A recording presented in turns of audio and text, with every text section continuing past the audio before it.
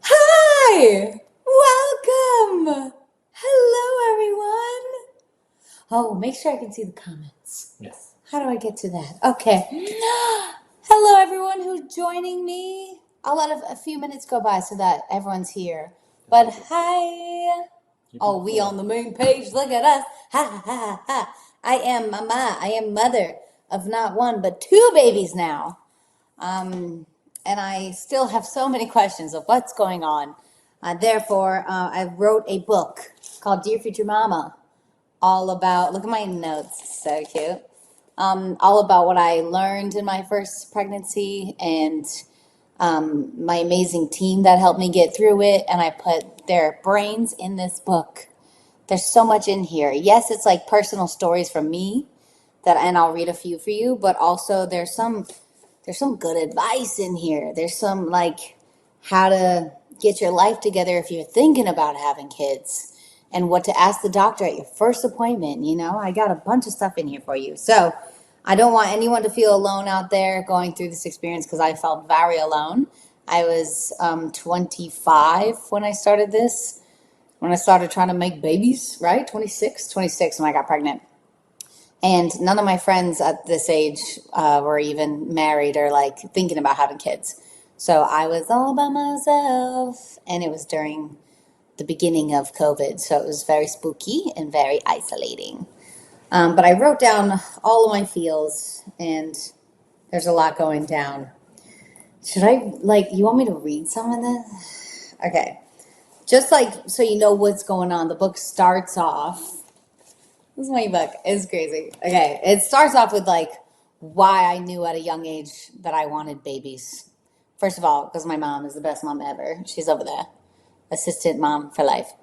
And then also when I was 12 years old, I watched my aunt give birth, and then I watched her do it again because I loved it. I thought I was going to be a doula. I was like, this is my passion. This is my life. I have to read this. You think I should read this? I think it's great. You think it's great? Oh, which part is great? Let's see. Yes, it was like an accident that I was in the room. They kind of forgot about me and contractions started up again, and I was like, nope. So, even as a kid, I knew that motherhood was my destiny. I grew up with more baby dolls than Barbie dolls. That's true. And I treated these dolls like they were actual babies with personalities and preferences.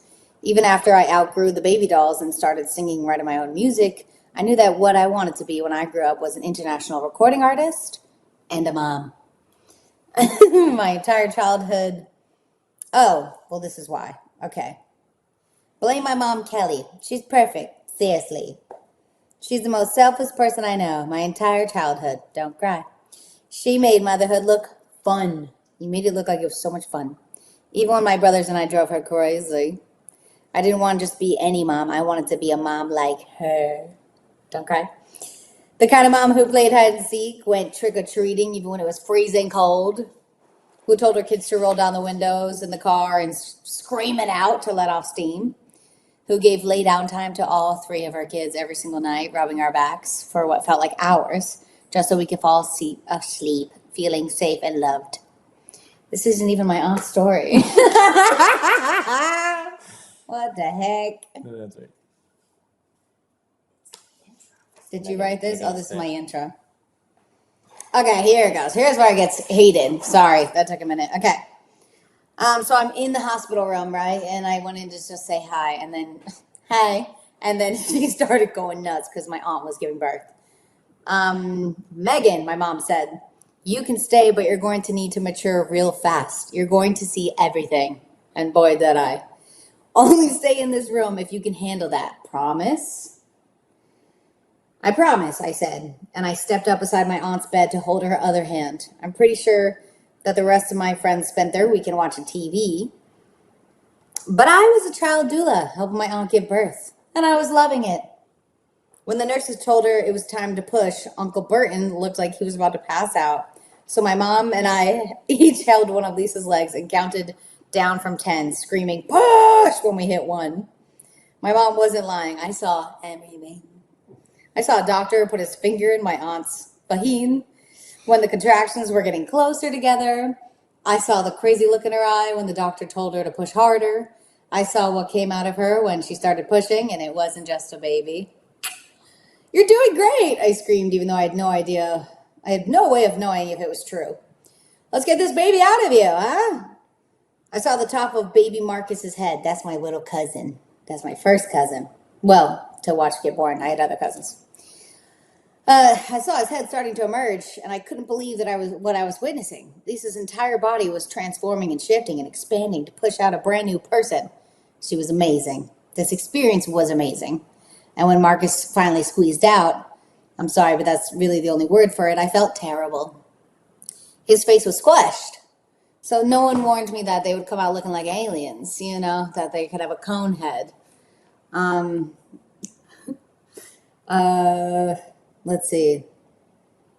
The doctor asked if Lisa's husband wanted to cut the cord, but he shook his head, so the doctor passed me the giant scissors. I cut the cord at 12 years old. Could you believe it? It was beautiful. Anyways, I don't want to just keep reading this. I feel bad. Oh, that's perfect. Was it good? Anyways, yeah, I looked at her and was like, "Ooh, what's wrong with your Mimi?" But then they were like, "All right, Megan doesn't get this. It'll be normal shape soon." And So that experience made you want to be a mom. And that experience made me want to do that. Fun fact, I didn't get to do that. I had a C-section. What? So I got to experience and learn all about the pushing experience, but then I went through a full C-section, and I went in to get a C-section because my baby boy was breech. So he was sideways, his booty was down low, and the only way out was to cut him out. And I was like, surrender, that's fine. Whatever the safest way is, get him out safely. He did not come out crying, and that's all in a big chapter of this book. And that was a bummer, because I remember all I need to do is hear him cry, right? That's all we got to do. Didn't cry. So I got to look at him, and then they took him right up to the NICU, and he was there for 5 days. And that sucked. But also I was so in pain from the surgery that I was like, I don't know if I could hold a baby right now. So for this next baby, I am pregnant. Look at this. Look at this. I am 6. I'm entering my 3rd trimester this week. So excited. Almost there. It's a July baby, and I have scheduled my C-section. So even though it was a scary experience, I'm like, that's what I know. I could do it again. Hopefully I'll get to hold the baby this time, Someone yeah. says, did Riley have a cone head too? No, Riley came out stunning because C-section babies are beautiful. They're not squished, So fully round. I remember it was like Lion King. She held up this baby, and I was like, oh, he's perfect. I couldn't believe the whole time. I was like, oh, is he gonna look like a monster? He didn't. He was so gorgeous. And then when I got to finally see him in the NICU, the first words that I threw up were, oh God, we need more, because he's so beautiful. And I just kept petting him. That's what I wrote. I kept petting him because I wanted to touch him, I wanted to make sure he was real. And he was fully cooked. So he was like the biggest baby in that NICU. And I was like, he's massive. I thought I was going to have a teeny, tiny little creature, but he was a big boy. Someone says, do you think this baby will be bigger or smaller than Riley? Sounds like he may be smaller, since Riley was a big boy. Riley was a big boy, but he was normal. He was like 7.8 pounds. This baby, I just feel so big right now, and I know I have 2 more months to go. So I'm like, how much bigger can we get? That's what you start to feel at the end. You're like, there's no way I can expand more, possibly. But I will, and we'll get there. Also, in this first pregnancy, I had gestational diabetes, and that was really tough. So I was dieting while pregnant and checking my blood every 4 times a day. And my husband was forcing me, making sure I had eaten so that my blood sugar was steady all day. It's like a new job. It was like a job on top of my job. I remember I was promoting a Christmas album, so I'd be doing Zooms. And then on the side, I'd be literally having my husband prick my blood and be like, is that good? Okay. Anyways, so this album, it was very weird and it's tough to have a job while doing that at the same time. So a shout out to all the gestational diabetes mamas out there. And the weirdest part too is as soon as the baby comes out, you good? Question mark? I haven't had sugar in so long, or like that much sugar. And they were like, "Do you want a cranberry juice?" After when I was recovering, and I was like, "Well, am I good?" And they're like, "Yeah, the baby's out." And I was like, "Make that orange juice with cranberry with," like I got the works. And we had, man, we went dirty. We had waffles every day. What did we have? French toast every day, followed by a quesadilla for lunch. So we went to town.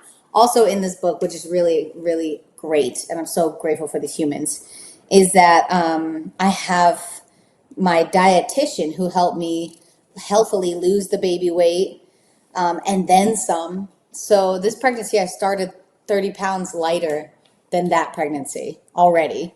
So at 6 months, I'm just creeping up to the weight that I got pregnant with Riley. Mind blown.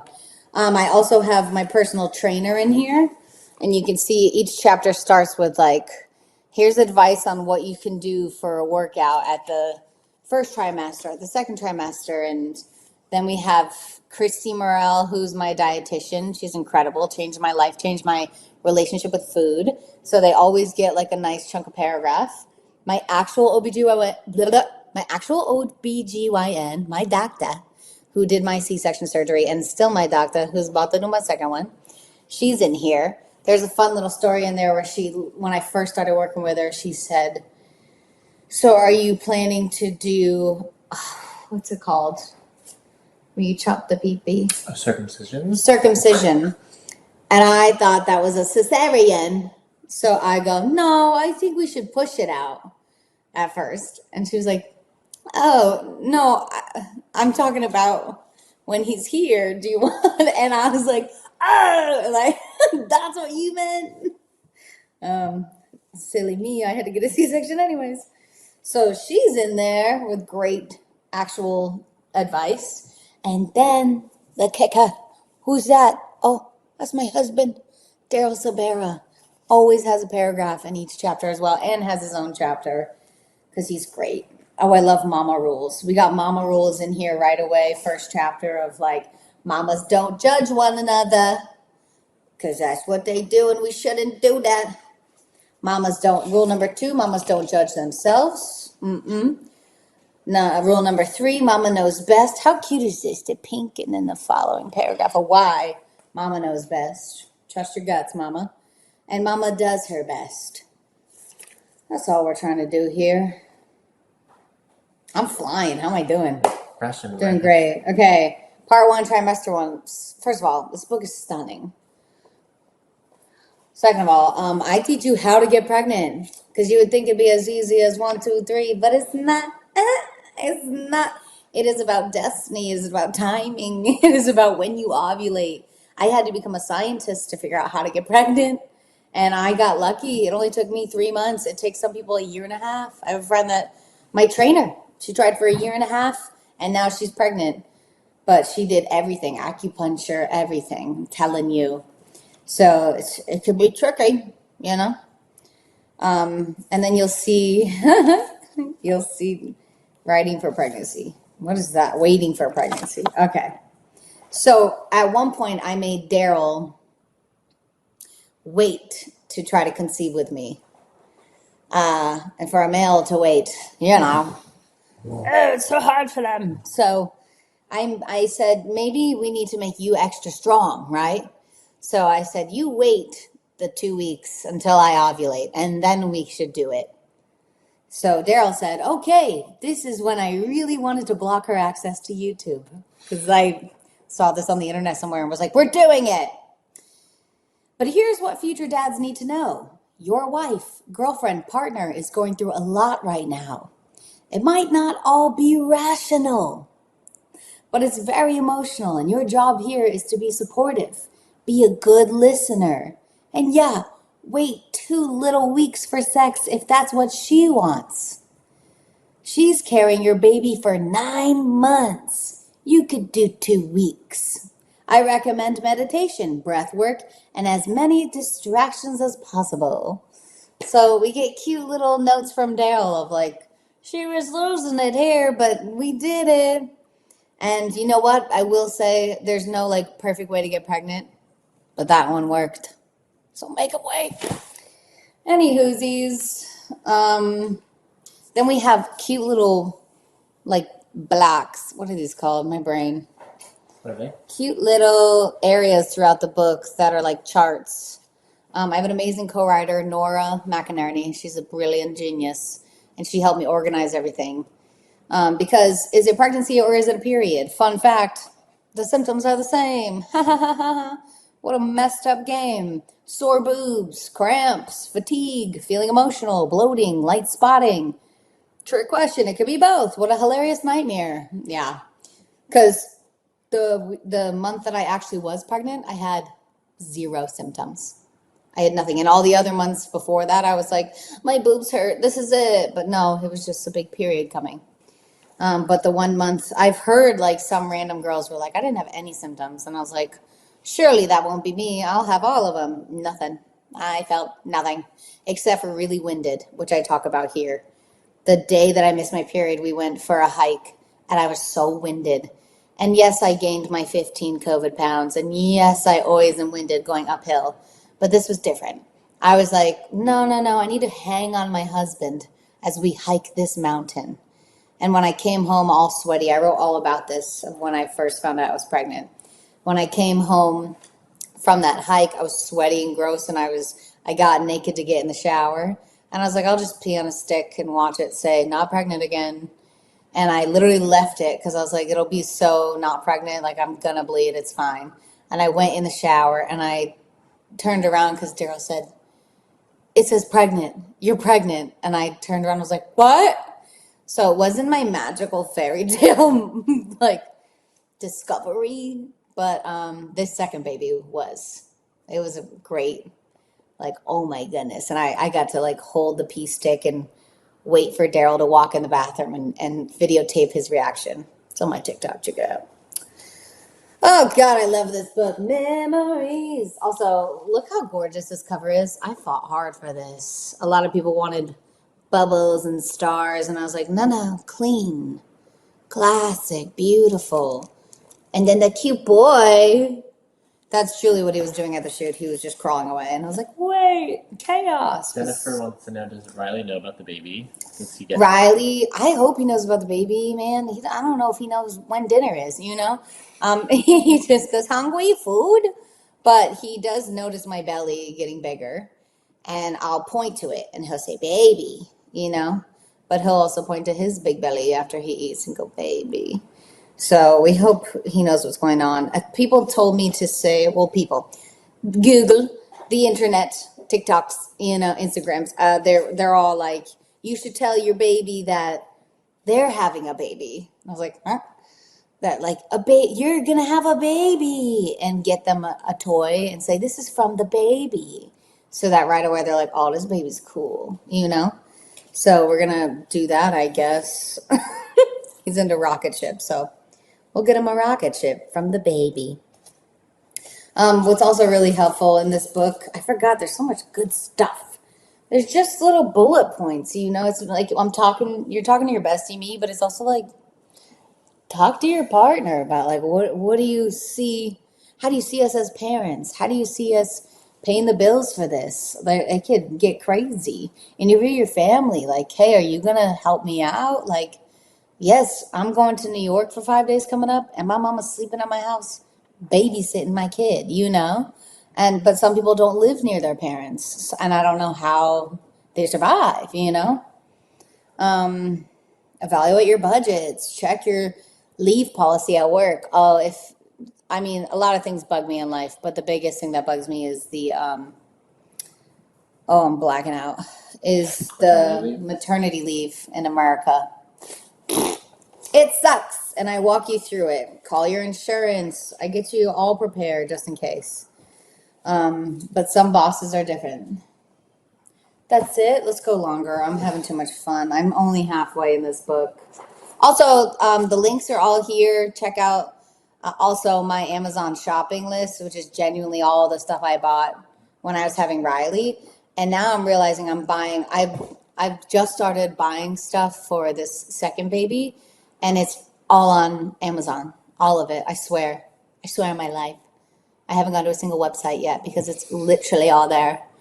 Someone And says, do you have a it's, best gift to get for a new mama at the baby shower? There's one of those. oh, um, I mean, diapers, dude. If there's like a cute, which I know are on Amazon, I didn't put them in my list though. I should. I'll go do We'll that add it. today. They make like cute like baskets with made out of diapers. You know, those are always cute to give. And then what else is a good gift for mamas? It's tough because your baby, which I talk about in here, could like one certain bottle and not the other. So I wouldn't recommend gifting a bottle because their baby might hate it and not use it. My first boy only liked, and I was like, that's stupid. It's all the same. It's not all the same. My boy only liked the MAM bottles, MAM, which are in my shopping thing, and I literally bought some for my next baby because I'm like, they'll want the same thing probably. Maybe not. Who knows? But I bought them. They're like for colic, and my boy never threw up. Never threw up. Like, isn't that weird? I still feel like there's something wrong with him. I don't know. He never burped on my shoulder. We also lived by gripe water, which you can get on Amazon too. Gripe water. That's a good gift. Get gripe water for your friend with a baby because that helps so much with their gas. We would give it to him all the time. We've just like stopped at 2 years old, being like, he doesn't need it because we're lazy. Someone says, did you narrate the audiobook? Did I narrate that audiobook? You bet your booty I did in Australia. I did. And it was hard because there's some big scientific words in here, but also it's a lot of reading. But it's such an easy read that like I did it in a couple days. There's also chapters that you're allowed to skip, you know. I get into like miscarriages and IVF and how difficult that could be, and not even in my own experience, just like from friends that are going through it, and I just can't imagine that life. And I give you a warning before, and I say, hey, if you don't need this chapter, you're good, skip it, you know. It's just so much in here. Relationship with a doctor is very significant. My first doctor looked at my antidepressants that I was approved to be on by multiple doctors, and he said, throw those candies away. And I wanted to cry and sob. And then I knew I had to change doctors. And at like 16 weeks, I changed doctors to Dr. Salke, who saved my life. And she was everything and more. Weird stuff that might happen to your body. Carpal tunnel. Look at this. I give you tips and tricks. This stuff is good, man. Someone says, when's the book coming out? The book's coming out April 25th, but you can pre-order it right now. Pew, pew, pew! Click that button. Smash that button. Send it to your friends. Yeah, I get a lot of comments that are like, I'm not even trying to have babies and I'm reading this. You will get like personal TMI info from me. There is my favorite part, which I begged for. Where is the pictures? I got a few pages in here that's like glossy that have all these personal pics that I haven't posted. But that's my dietitian. How cute is she? That's my husband. That's my personal trainer who's pregnant with me now. And that's my doctor, my OBGYN. Oh, look at her. She's so pretty. Oh, my girls. So, yeah, I couldn't have done life without them. And I don't. Oh, also, I got perioral dermatitis. That's my belly. Don't freak out. I got perioral dermatitis. You see all these red bumps? Yeah, I haven't posted that pic, but you bet your bottom dollar you got to go see it in here. There's pics of me right before my C-section, in the middle, after my ankles. It look like they're about to explode. There's pics of my actual breast milk. And I say, you could clearly tell which boobie is bigger, you know? So there's a lot of TMI in here. My grandma wants a copy, and I'm like, I don't know, you know? Daryl gets a whole chapter. Let's hear it from the dad. And he's just a hero. And I recommend all partners read that. If you're breastfeeding, I give you a list of what you can do to help. And I was taking 8 vitamins a day to produce more milk. I did not make any milk. I pumped all day and all night. And in one day and night of pumping, I'd make a single bottle, a single serving. Could you imagine? I was so frustrated. I was trying so hard. We also had, we left the hospital with a triple feed system, which is the worst one you can get, I think, where you have to attach a feeding tube to your chest into the baby's mouth. So it's taped to you through a nipple shield to the baby. And we try that, and everyone's miserable in that experience. Daryl's standing, pushing the syringe of milk into his mouth. It's just squirting everywhere. It was horrible. To try to trick my body to think I'm doing it, and to trick Riley to be like, oh, we got this. We didn't get it. And then from there, we'd feed him with the bottle. And then from there, I would pump for like a half hour. So we'd be up for like 2 hours every 2 hours, and the math didn't add up. We never slept. And finally, after like weeks and months of trying that, my pediatrician was like, hey, you did it. You tried. You did your best. You look rough. Your kid's not gaining weight. Let's just do formula. And I was like, fantastic. So, and my husband would beg me. He's like, please stop. And I was like, no, I gotta keep trying, I thought that I was going to need to buy a fridge because of how much milk I was going to make. Turns out, don't buy that fridge until you are certain that you have a bunch of milk coming out of you, I talk about the songs on my new album that you could also get down there, and how they all relate to this experience. Like Don't I Make It Look Easy and Superwoman. Look at, I even list my lyrics. And then all the audio, I was like, do I sing it? I didn't. I don't think I did. I did, and they were like, just speak it. But I wrote about that song, Remind Me. But the last page is really good too. Let me go to that. Dear New Mama. This one's great. Okay. This is like my closing. Dear New Mama, you did it. You survived birth, and you're surviving your 4th trimester. Dear New Mama, I see you. The messy bun, the leggings that have just a little puke on them, the sore shoulders, the full heart that sometimes feels like it could break from all the love it's holding. I see you on the sleepless nights and the slow, perfect mornings. I see you on the days when you think, wait, I'm a mom? And are you sure I can do this? I still feel like that. You can, and you are. You're doing it, and you're doing it like only you can. And if you ever feel yourself slipping down a rabbit hole of comparison while you're on Instagram, stop that and come back to this page. Nobody has it all figured out. Nobody has the perfect life. A lot of people are cropping out the real shit, the real stuff, and filtering it out. Okay? We're only at the beginning of this road, and there's so much more to come. I'm learning to live with the uncertainty and to find beauty in the in-between of it all. Whatever motherhood brings you, I hope that you know you're worthy and capable, beautiful and strong. Your husband isn't lying to you, I promise. That's like a wink because he always, at my grossest, would be like, you're so gorgeous. I'm like, you're literally lying. But he's not. I wish you a strong support network and a partner willing to change your diaper. Because Daryl, as I get into, changed my diapers and my baby's diapers. I wish you a healthy pregnancy and a healthy baby. I wish you a magical skin-to-skin hour with your beautiful baby, because I didn't get that. I wish you strong nipples and long naps and boobies overflowing with milk. I hope you have to buy that fridge. You got this, Mama, and I'm right here with you. It's not always easy, and it's not always going to be cute, but it is always, always worth it. With love, your bestie, Megan Twino. Yay, that's me. Isn't that cute? Isn't that sweet? Who's that? It's my brother. Hi, Ryan. Goodbye. I'm coming. I'm almost done. Do you have a favorite chapter? If you pick a favorite. A favorite chapter. Probably like when I get into the details of the C-section, of meeting my kid for the first time ever.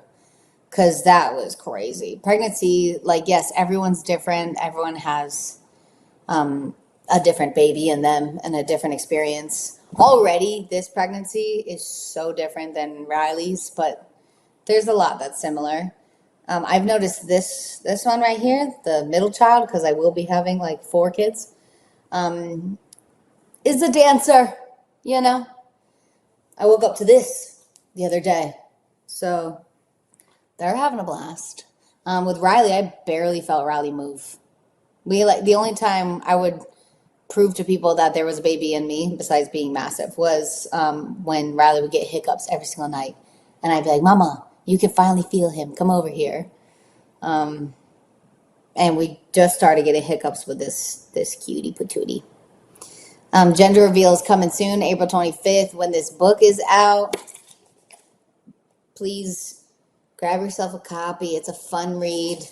It's just me and you being besties hanging.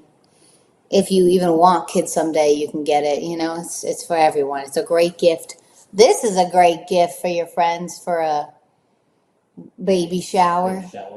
Oh, is that what you were asking me? Were you throwing that out to me? No. My manager's over here. He's amazing. Yeah.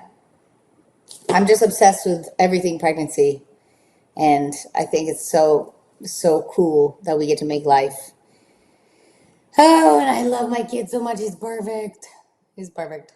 So I can't wait for this other one to come through. July, about to have me another.